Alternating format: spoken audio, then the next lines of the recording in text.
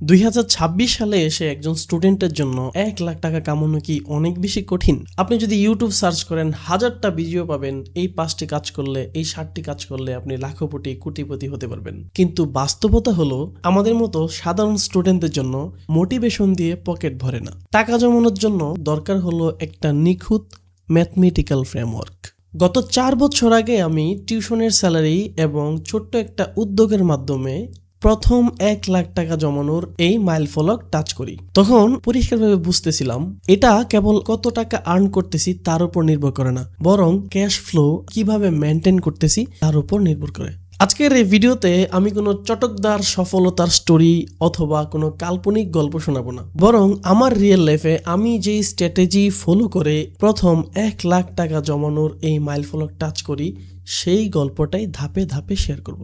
আপনি যদি একজন স্টুডেন্ট হয়ে থাকেন অথবা নিজের ফিনান্সিয়াল ডিসিপ্লিন নিয়ে খুব বেশি সিরিয়াস হয়ে থাকেন, তাহলে এই অঙ্কটা আপনার লাইফের জন্য সবথেকে ভ্যালুয়েবল একটা বিনিয়োগ হতে পারে। 2018 সালে যখন অ্যাডমিশন শেষ করে বিশ্ববিদ্যালয়ের জীবনে পা রাখলাম, আমি সহ আমার অন্যান্য বন্ধুদের মাথায় একটা টেন্ডেন্সি লক্ষ্য করা গেছিল, যত বেশি টিউশন বাড়াইতে পারবো তত বেশি আর্নিং বাড়বে। কিন্তু মাস শেষে নেট সেভিংস দেখতাম জিরো। যত টাকা আসতেছে তত টাকাই চলে যাচ্ছে। এই ক্যাশ ফ্লো নিয়ন্ত্রণ করা খুব বেশি কষ্টকর হয়ে যাচ্ছিল। টিউশন করে টাকা আর্নিং করা কাইন্ড অফ ইট ভাঙার মতো। যতক্ষণ সময় ইনভেস্ট করে আমি কাজটা করতেছি ওইটুকুর বিনিময়ে একটা পেমেন্ট পাচ্ছি। আমি যদি ইউনিভার্সিটি পাস করে বের হয়ে চলে যাই তখন এই কাজগুলো আমাকে খুব বেশি ফিডব্যাক দিচ্ছে না। অন দ্য আদার হ্যান্ড, একটা দুইটা টিউশন কমিয়ে যদি এই সময়টা দিয়ে কোনো একটা সাইড ভেঞ্চার, ছোট একটা স্টার্ট করা যায়, সেই ক্ষেত্রে আমার ইউনিভার্সিটি লাইফ শেষ হওয়ার পরেও এই মার্কেটটা থেকে যাবে, গ্রাজুয়েশন পরবর্তী লাইফেও অনেক সার্ভ করতে পারবে। সেই চিন্তা থেকেই আমি সিদ্ধান্ত নেই শক্তিশালী একটা স্টার্ট আপ করার জন্য ফার্স্টে 1 লাখ টাকা বিনিয়োগ করতে হবে। কিন্তু এই বিনিয়োগের 1 লাখ টাকা আমি বিজনেসের মাধ্যমেই কাভার করব।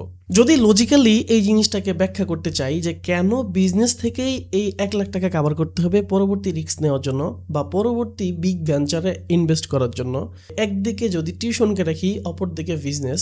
একটা টিউশন স্টার্ট করার পর মিনিমাম 5 থেকে 6 মাস বা 8 মাস আমি আগে থেকে জানতে পারতেছি আমার মাস শেষে কত টাকা আসবে। টিউশন থেকে আসা স্যালারিটা মোটামুটি প্রেডিক্টেবল। সো এই স্যালারির ভিতরে আমি যদি আমার ডেইলি লাইফস্টাইলকে ক্যাপচার করে ফেলতে পারি, তাহলে বিজনেসটা হয়ে যাবে আমার জন্য এক্সট্রা একটা ইন্টেলেকচুয়াল ফিল্ড, যেখানে ধাপে ধাপে হয়তো কম বা কখনো বেশি গ্রোথ করে আমার গোলের দিকে আগাইতে পারবো। তবে এই পুরো প্রক্রিয়ার সবথেকে কঠিন টাস্ক ছিল প্রথম 20,000 টাকা সেভ করা।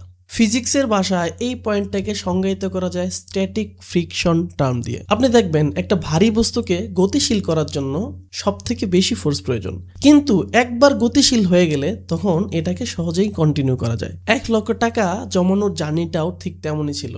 এই ক্ষেত্রে শুরুতেই আমি খুব বেশি ডিপ রিসার্চ না করে একদম ইজিলি অ্যাক্সেসেবল একটা প্রোডাক্ট নিয়ে বিজনেস শুরু করে দেই। যখন আমার হাতে 5,000 বা 10,000 টাকা আসতেছিল বিজনেস থেকে, তখন মনে হতো এই অল্প টাকা সেভ করে কি বা লাভ। এটা দিয়ে হয়তো একটা ভালো শার্ট বা ভালো ব্লেজার কিনে ফেলার ইচ্ছা করতো, কোথাও ঘুরতে যাওয়ার ইচ্ছা করতো। বড় বড় ইনভেস্টররা এই লুপটাকে ডিলাইট গ্র্যাটিফিকেশন নামে অবহিত করে থাকে। ছোট কোনো স্যাটিসফ্যাকশনের জন্য বড় কোনো গোলকে সাইড করে দেওয়া, বর্তমানের ছোট আনন্দের জন্য ভবিষ্যতের বড় অ্যাচিভমেন্টকে নষ্ট করা। তবে আমি জানতাম আমার এই বিজনেস থেকে আসা ছোট্ট আর্নিংকে যদি আমি নষ্ট করে ফেলি, কনজিউম করে ফেলি, তাহলে ভবিষ্যতে বড় ধরনের রিস্ক নেওয়ার লেভারেজ আমার কমে যাবে। এই সিচুয়েশনে নিজেকে ধরে রাখার জন্য শুধুমাত্র টাকার অ্যামাউন্টের দিকে ফোকাস না করে এই গোলের সাথে নিজের এগোকে কানেক্ট করে ফেলতে হবে। 1 লক্ষ টাকা জমানো আসলে কোনো মিরাকল নয়, এটা একটা পিওর ফিনান্সিয়াল ক্যালকুলেশন।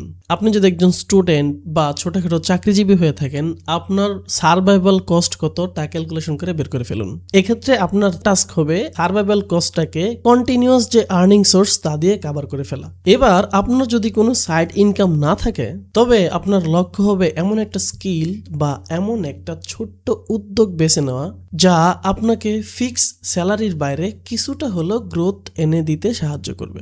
এই 1 লক্ষ টাকা শুধুমাত্র একটা সংখ্যা না, বরং এটা আপনার ভিতরের এমন একটা আত্মবিশ্বাস নিয়ে এসে দিবে যা আপনাকে ভবিষ্যতে বড় কোনো বিজনেসে অথবা বড় কোনো রিস্কি ক্যালকুলেশনে অনেক বেশি সাহস যোগাবে। এটাই আপনাকে একটা সাধারণ মানুষ থেকে একজন উদ্যমী তরুণ হিসেবে তৈরি করবে। অনেকের মনে এখন এরকম প্রশ্ন আসতে পারে যে আমার তো এক্সট্রা কোনো ইনকাম সোর্স নেই, সো আমি যদি চাই তাহলে কিভাবে এই মাইলস্টোন টাচ করব। প্রথমত, এই মাইলস্টোনের সাথে আপনার লাইফের গ্রোথ কানেক্টেড। কেননা যখন আপনার হাতে 1 লাখ টাকা থাকবে এবং সেটা আপনি একদম শুরু থেকে নিজেই মেনটেন করে নিয়ে আসছেন, সেই 1 লাখ টাকার সাথে সাথে আপনার থাকবে ক্যাপাসিটি যার মাধ্যমে টাকা বের করে নিয়ে আসা যায়। একই সাথে আপনার থাকবে টাকা ম্যানেজ করার স্কিল। এই রেডি ফান্ড আপনাকে দেবে অসীম সাহস। এই তিনের সমন্বয়ে পরবর্তী বিগ ভেঞ্চারের জন্য আপনি ভিতর থেকেই তৈরি হয়ে আসবেন। আমার তো কোনো বিজনেস নেই, তাহলে আমি কিভাবে শুরু করব? এই টাইপের কোশ্চেন যাদের মনে চলে আসতেছে তাদের জন্য আমার পরবর্তী ভিডিওটা হেল্পফুল হতে পারে। পরবর্তী ভিডিওতে এক্সপোজ করার ট্রাই করব কিভাবে আমি বিনা ইনভেস্টমেন্টে, বিনা পুঁজিতে একটা ছোট্ট সাইড ভেঞ্চার বেছে নিয়েছিলাম টিউশনের পাশাপাশি, এবং যার উপর ভর করে ফার্স্ট 1 লাখ টাকা আর্ন করার মতো মাইলস্টোন টাচ করতে পারছি। মূলত আমার এখনকার সকল বিজনেসের মূল ভিত্তি ছিল সেই 1 লাখ টাকা। সো এই ব্যাপারটা নোটিশ করতে আমার সাথে যুক্ত থাকতে পারেন। দেখা হচ্ছে পরবর্তী ভিডিওতে। ধন্যবাদ সবাইকে।